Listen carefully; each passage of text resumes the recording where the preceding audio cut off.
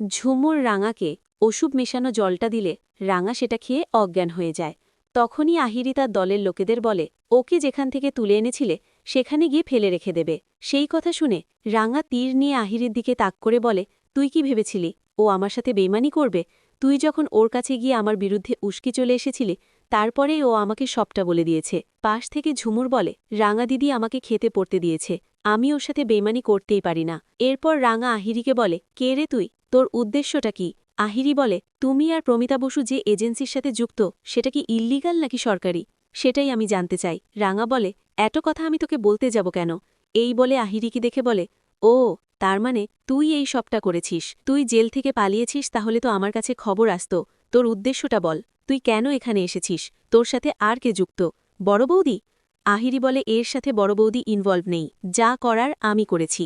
তারপর রাঙা ঝুমুরকে অর্ডার দেয় বন্দুক কেড়ে নেয়ার। সেই কথা মতো ঝুমুর সবার থেকে লড়াই করে বন্দুকগুলো কেড়ে নেয়। তখনই আহিরি রাঙাকে বলে, যাওয়ার আগে আমি তোমার আর একলব্যর জীবনে সব থেকে বড় ক্ষতি করে যাব।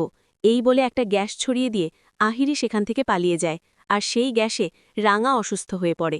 ওদিকে একলব্যকে ডক্টর ফোন করে বলে, আপনার ওয়াইফ হসপিটালে ভর্তি, ওর অবস্থা খুবই খারাপ। সেই কথা শুনে একলব্য আর বাকিরা হাসপাতালে রাঙাকে দেখতে আসে। সেই মুহূর্তে একলব্য সত্যজিৎকে বলে, রাঙাকে আপনি কোথায় পেলেন? তবে সত্যজিৎ সত্যিটা বলে না, যে ঝুমুরি রাঙাকে তার কাছে এনে দিয়েছিল। মিথ্যে করে বলে, ওকে আমি একটা গলির মধ্যে অজ্ঞান অবস্থায় হয়ে পড়ে থাকতে দেখেছিলাম। এরপর একলব্য ডক্টরকে বলে, রাঙা ঠিক আছে?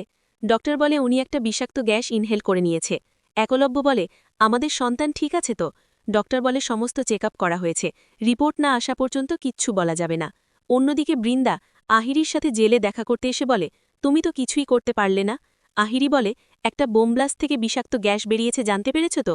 সেই গ্যাস রাঙার শরীরে গেছে। ও কোনোদিনও বসুবাড়ির বংশধরকে আনতে পারবে না। এই ধরনের সকল সিরিয়াল সবার আগে দেখতে চ্যানেলটি সাবস্ক্রাইব করে পাশে থাকো।